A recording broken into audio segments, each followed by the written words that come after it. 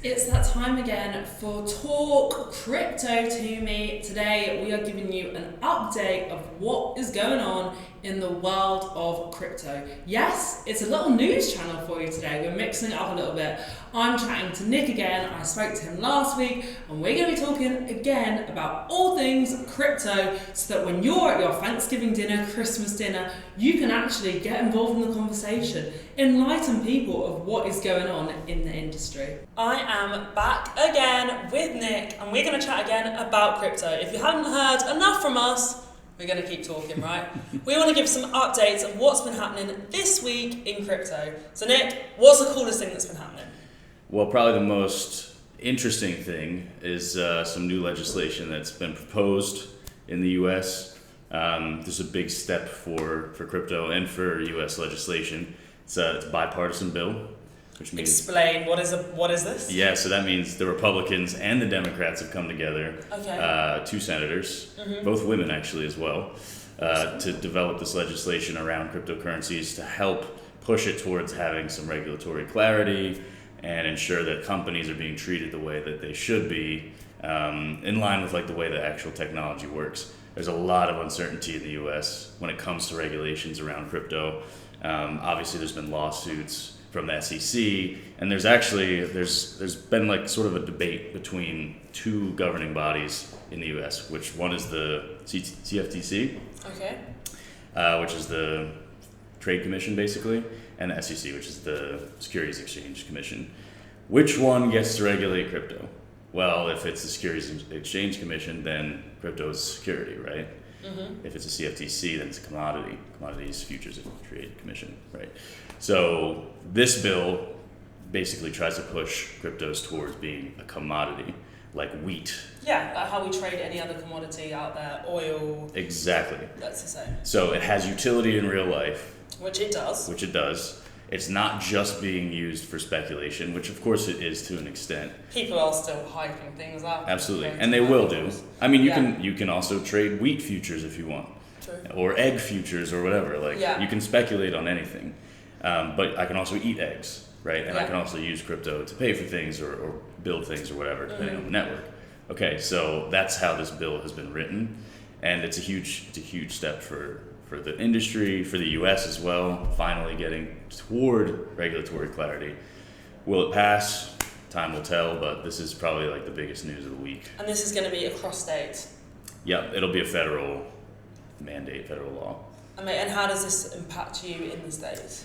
Well, if it goes through, companies like the Ethereum Foundation, which isn't really a company, it's a foundation, but so like Ether, which is already clarified as not a security by the previous SEC commissioner, will be established fully as a commodity, and all of pretty much every single cryptocurrency will be viewed as a commodity under the eyes of the U.S.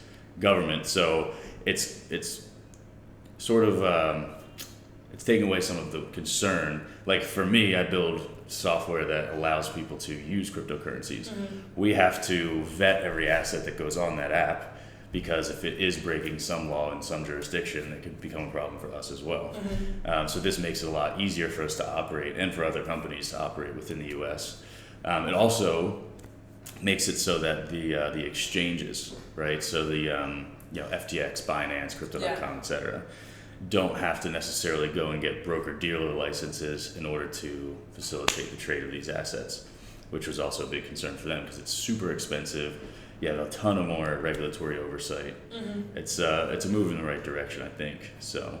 And this is big news for you as a company as well. Absolutely. Yeah, it makes it easier for us to operate in this really important jurisdiction. I mean, I think like 51 or 53% of our customers alone are from the U.S., and a lot of companies are the same way. It's one of the biggest markets for crypto on earth.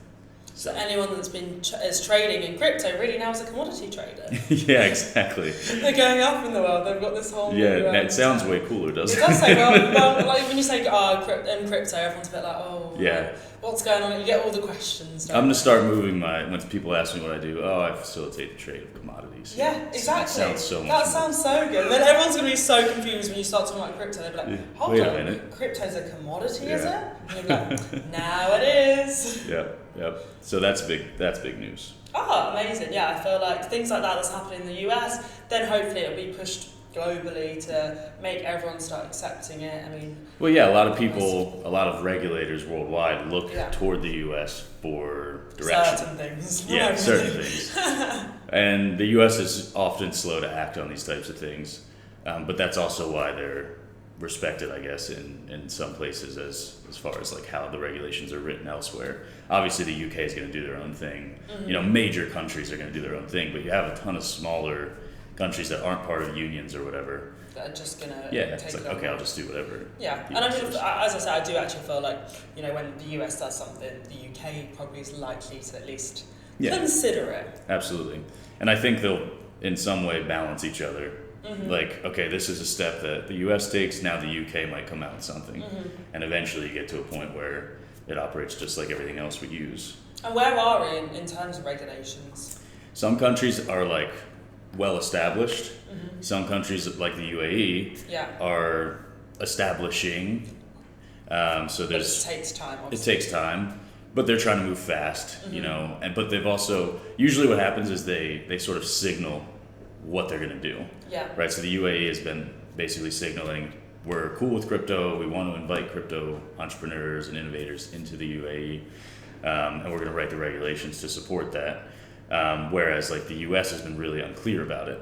Mm-hmm. They've kind of like, but that's also because the UAE is much more structured, close-knit structure because it's such a new country. Yeah. You have the US, which is still not that old of a country, a few hundred years, whatever. But it's laden with all of these different special interest groups and regulatory agencies. There's only one regulatory agency that's going to regulate virtual assets in the UAE. Okay, so it is a bit more streamlined. Right. And I guess like, even like the banking system stuff, this is a new country, so hasn't been in place as long as it has in the US, so to get them to actually make these changes is pretty huge. They're not like adapting new technology to a system that existed, like they're adapting their system to technology, mm-hmm. which is much more, as you said, streamlined, agile in terms of implementation. So I mean, it just takes forever, and the UK is going to take even longer, I would imagine, because it's an older country, with a lot of really old laws, especially around finance. Yeah. And you have the City of London as well, which is like an offshore. Bank. I mean, and also it's like bank essential, and exactly. I mean, without saying it, not many bankers really want to be accepting that crypto is a... No, at least not publicly. No, a lot of them are probably already investing in crypto, but absolutely. But on the outside, they're saying, oh no, crypto, wouldn't recommend it. No, of course. And use your bank to invest your money. Exactly. Until they have, like Goldman Sachs for a long time mm-hmm. was saying that, like, no, it's too risky, it's a volatile asset class, we don't want you touching that stuff. Mm-hmm. Then they launched their own crypto desk, and it's like, oh, but you can now do crypto investing through us. Oh, really? So even I didn't know that Goldman. And they've like shut it and reopened it a couple of times. Just because they're like, oh, well, actually, maybe we shouldn't be showing that we're so pro crypto, and they realise again it's really important. Yeah. Well, there's people that want to, like we said in our last conversation, like people are more aware than ever of investments, and entrepreneurship is at an all-time high and things mm-hmm. like that. They're going to ask their financial advisor, "Can I invest in Bitcoin through you?" The answer is no. Now you lost commissions. Yeah. Right. If there's enough demand for anything, supply and demand. Absolutely, the companies have to facilitate it. Yeah, exactly. The big banks, of course, at some point they're going to have to just take some. Even I feel like credit cards and stuff, it's going to become common. People then can just. Of course, there was a time when credit cards were like weird to people. Yeah. Like to have a bank card, they're like, no, I'm going to write a check. Oh my god, them days of checks. Actually, though, in Dubai, they still like a check. It's confusing. How? It's weird. They just made it like fully mandated in the cabs here that they have to take card payments, because a lot of times they'd be like, no, I can only take cash in the holotaxis. Yeah. But now it's like it's on the window. It's posted like. Yes, if they don't even offer it, then the ride's free basically. Yeah, exactly. But then most people don't even realise that, so they still end up getting out. No one's reading the window stickers. No, unless they're like us. I read everything in a taxi. I got a video of me the other week going home in a taxi, and I'm just like pressing all the buttons. Right. It was just a screen. I mean, you put some crypto up there, just start doing some advertising in the taxi. That would help us for people like us. We'd actually notice it. I know. Yeah. So, all these forward steps in the industry are going to be really important going forward, right? Yeah, I mean, we're in obviously a bear market as far as the prices are concerned, But if you notice, this is actually really interesting. Like the usage of crypto is actually continuing to go up. Yeah, I saw this. Yeah, so more wallets are being created, more really than ever before are being created. Obviously, projects are building. You do have the major companies saying like, oh, we're laying people off, we're not hiring right now or whatever. But that's typical, like as the market fluctuates. And all markets, I think that's the thing. A lot of people say to me now, they're like, oh, well, you know, you're really involved in crypto, it's a bad time for crypto. And I say, but it's a bad time in most industries. Yeah. Like it's a global issue. We just come out of a pandemic. Yeah. It's bad times for everyone. People were getting a lot of free money during the pandemic, so it felt like we were flourishing. Mm-hmm. But in reality, the governments were just delaying the inevitable. And the fuse eventually ran out. And of course, now we're seeing the effects of that. They didn't really have much choice. I don't know what else could have been done. You had to keep your country going. Right. And I mean, you had to keep people in employment and stuff like that. Yeah. And I guess it depends on the places. Like Dubai didn't really find it that hard. They'd locked down for a couple of months, then they moved back to a bit more normality. People were coming here a lot in lockdown. The places like the US, places like the UK, were in a big lockdown situation. Yeah, I mean, some states were fully locked down. Some just came out of lockdown not long ago. That's crazy. You know, and but then you also had states like Florida that never locked down, and so people were flocking there. I heard this. Yeah, so, everyone from New York just went to Miami just to like party. And I think I saw like New York had the greatest exodus of the country during the pandemic. Like as far as and people haven't come back. Yeah. Like a huge portion of their population. Of course, it's still super crowded. So then everyone's working from home. Like we were saying, people don't wear suits anymore. People don't have this corporate lifestyle. No. And it's all about from like decentralizing things, making things, but people work from home. That's right. People have control of their own assets. We're really removing all them boundaries that we had in place before. Yeah, and having digital access to everything facilitates that. Yeah. I feel like we pretty much have digital access to everything, even finance to an extent, but it's hard. Like you still sometimes have to go into a bank, and as that starts to go away, then we'll really be able to be nomadic. Like I love just being able to travel and work wherever I want. I think a lot of people want that. Yeah. Who doesn't? I can literally be like, let's go film here today, rather than being like, I need a studio. Right. I need to be there all day, 9 till 6, and everything's planned. Now it's not. Now it's chill. I often wonder, like, what are people doing from 9 till 6? Because you're just sending emails and stuff, right? Like, you could be doing that from your phone, basically. Why are we forcing people to, like, sit in an office 5 days a week? Because they're just sitting there doing nothing half the time. They can't be doing anything. I can definitely say this. I mean, I probably shouldn't, but I worked in corporate for 2 years. I mean, most of the time, I'd be working on my laptop by myself anyway. I put my AirPods in, doing my own work. So might as well be alone. I could have done that from anywhere. And then when I was in the office, you just have like catch up with people, go for lunch. You weren't really that productive either. Right. So they talk about like, corporate culture and stuff. You only need a corporate culture in an office setting because you're forcing this sort of awkward situation.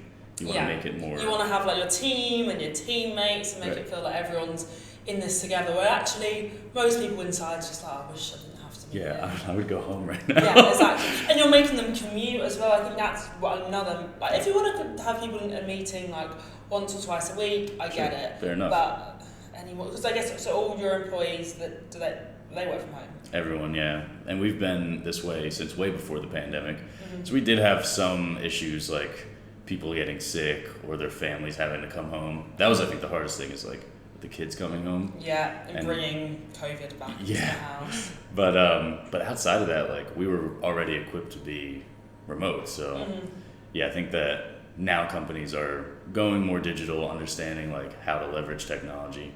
But also people aren't necessarily beholden to having a job anymore. You have all these different ways of earning passive income with crypto and investments and things like that. People have Shopify websites or whatever. They're influencers on TikTok, Instagram, all these things. There's a million new ways to earn money without Do you think being being in lockdown, having all this really pushed a digital world? It did, yeah. I mean, it was inevitable regardless, but definitely it was a catalyst that like really set it in motion. Yeah. It was kind of heading there and we would have gotten there, but I feel like we accelerated 5 years into the future. Yeah. Even though it feels like we were held back for 2 years, I think it was like a slingshot, you know. I actually agree. I mean, it was all how you made of it. I learned loads about crypto in lockdown, so really for me, it was the best thing that could have happened, because would I have potentially sat down and really learned about it? Probably not. If I was in an office job, I would have stuck to that. And as you say, it encouraged people to have passive income. Yeah, exactly. I feel like, I mean, the pandemic was what you made of it. Mm-hmm. A lot of people really languished and had a hard time, but like, if you took it as an opportunity, a lot of people came out of it really productive. So. Yeah, and some people absolutely smashed it. I mean, especially in crypto. I have friends here in Dubai, I'm sure I can say it, who absolutely killed it. Like, yeah, of course. That in then 3-4 years made so much money in crypto. Absolutely. I mean, all markets. I think billionaires made an extra 1.5 billion on average per billionaire just during the pandemic, which sounds horrible because it's like, oh, all these people lost their jobs and but ultimately it just scales in every direction. We talk about the billionaires because they are the most interesting number. Yeah. But a lot of people did really well all the way down the street, and of course there were people that suffered, which is sad. But again, it's how you bounce back. It's how you look at things and try and think of new ways of making revenue, new ways of making money, and I guess that's why things becoming regulated and crypto becoming more mainstream will be huge for you. Yeah, I mean, there's so many people that are using it now in one way or another. Yeah, not everyone's just like holding it on their wallet. Some are just like buying it on eToro or whatever. But ultimately, everyone you talk to at this point, no one's like, oh, what's Bitcoin? You know? I'd like to think that, yeah. It's very uncommon now that anyone isn't aware of it, I mean, especially in Dubai. Yeah. But people are very much aware of it. People are now thinking, well, what am I going to start buying with it? Exactly. And it's been fun actually to watch, because I've been in crypto since 2013, right? When I didn't really know anything about it. So you were back there when Da Vinci was there and he was yelling about Bitcoin, everyone get into Bitcoin. It was, I mean, it's been crazy to see because it really was this anarcho-capitalist sort of libertarian movement initially. And now to see bipartisan senators coming together and being like, we need to use this in the real world. And seeing people go from oh, you're a conspiracy theorist, why do you believe in this crazy thing, this Bitcoin thing? Or it's just saying, what is that? And then it became, oh, I've heard of that, should I know more? And now it's Bitcoin, I've heard of that, my cousin's into that thing. I think it's now topic. You go out, people are talking about it. People are wondering, am I going in the next year? Am I going to be able to go to that bar and buy? Pay with it. Exactly. It's funny too because it initially was oh, get this away from me, but now you go to Thanksgiving dinner. And you just mention crypto, and the whole table's on you. Especially everyone wants tips as well. I can imagine from Europe, it's tell me, what should I buy? I know, and I can't do that obviously, and I don't have a crystal ball. I try to help my friends as much as possible, but most people are gonna do whatever they want anyway. Yeah. Most people would love to feel like they've got this idea of what's going to happen. They look at the charts and they're like, oh, I think this one's on the up. No, it's hard to know. It's impossible to know. People will draw these lines but really that's called technical analysis, right? Yeah. What technical analysis really does is explains the psychology of the market. You can't really predict anything with it. You can say, oh, well, back then, it went down and it made this pattern and then it went back up and it kind of looks the same now. But really, okay, that's one aspect to it. What else is happening right now? And the world is changing. Exactly.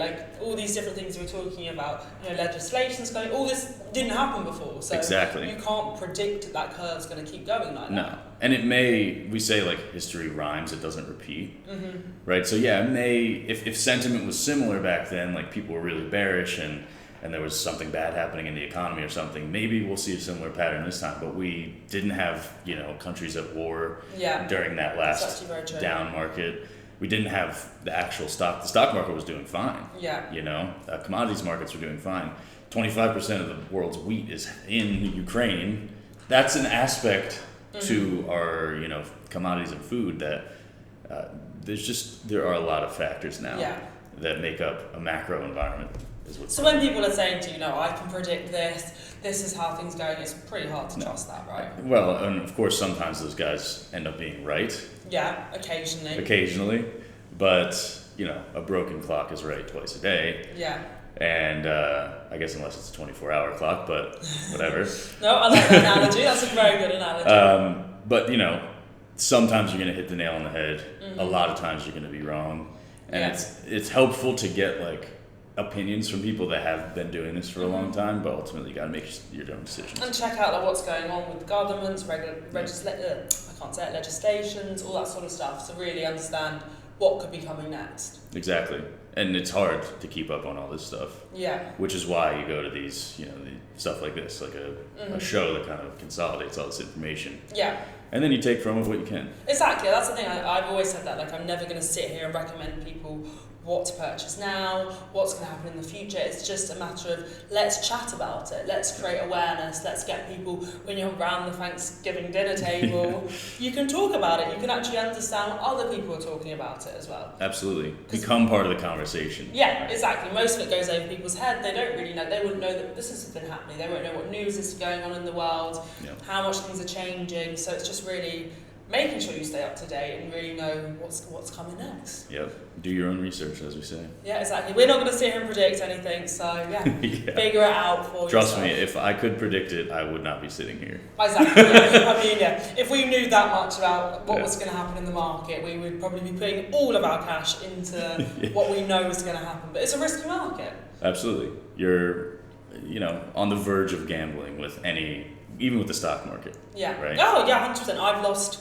Oh God, I don't even like to think about how much I put again into the stock market, just dabbling, trying to research, learn, but you just couldn't predict. I couldn't predict that the markets were going to go down. Even if I believed in the stock that I was buying, it can still be overpriced, and you buy it, and it looks like it's going up, and then it goes down, and you lose money. Yep. And you never know what's going on behind the scenes necessarily with these things.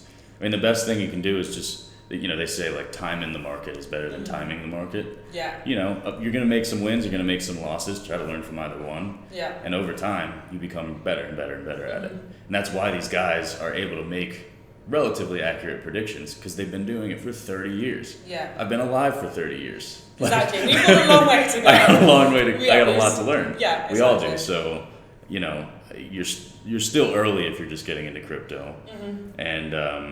And no one really knows the outcomes of these things. No, as I say, I think it's just really understanding where things are going, how you're going to be able to utilise it, and what do you want from it as well? Do you want it as your currency that you're using? Is that how you see it, like in Bitcoin? Do you imagine yourself buying things? Will you have a card with Bitcoin on it? All that sort of stuff. It's weighing up if it works for you as well. Yeah, I feel like you end up scaling too.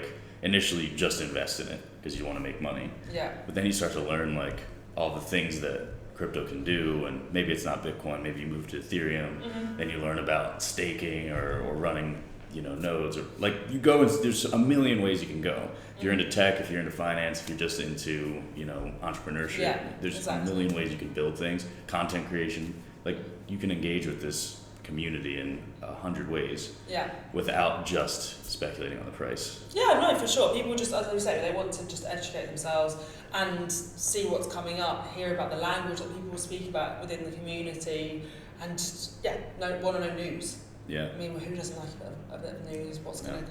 There's a lot of drama. If you like drama. It's actually like a soap opera sometimes. You wake up some mornings and you're like, what happens? Yeah, what is going on? Exactly, yeah. It's like having a hangover. You're like, what happened last night? Yeah. It's the same feeling when you're heart sinks and you're like, oh God. Oh gosh. Yeah. That happened, didn't it? It happens. It's fun, actually. I mean, right now, another piece of news, Binance, right now is being investigated by the SEC about their issuance of the BNB token. Okay, yeah. Which is the network token for their blockchain, called Binance Smart Chain. Back in 2017, now the SEC is saying, was it a securities offering back then? Despite the fact that it now has utility, obviously, on its chain. When it started, were people just buying it for the hope that it went up or whatever? There's a test there that we have in the US called the Howey test. That basically, it's an interesting story, actually. This guy had an orange grove, like an orchard of trees. His name Howey? His name was Howey. Okay, love that. Right? I think his last name, most likely. And basically, he didn't have all the trees planted or something like that, or they weren't all grown. So he sold individual pieces of the land as basically what became securities Okay. He said, here's a piece of paper that says you own parcel number 10, and when the oranges start to grow and I start to sell them, like, you'll get a return on that. There was no law around doing this yet. So the government was like, of course people lost all their money, right? Yeah. So they're like, we need to create a framework to understand whether or not the thing you're offering is, you know, just a bet on something basically, or if it's got actual true utility. And this became the Howey test. And this is that line that really Binance Right, so did they crossed over, yeah. Exactly. And I think it's a pretty long test. It's like 35. But I guess as a big corporation, could they skip a few of them?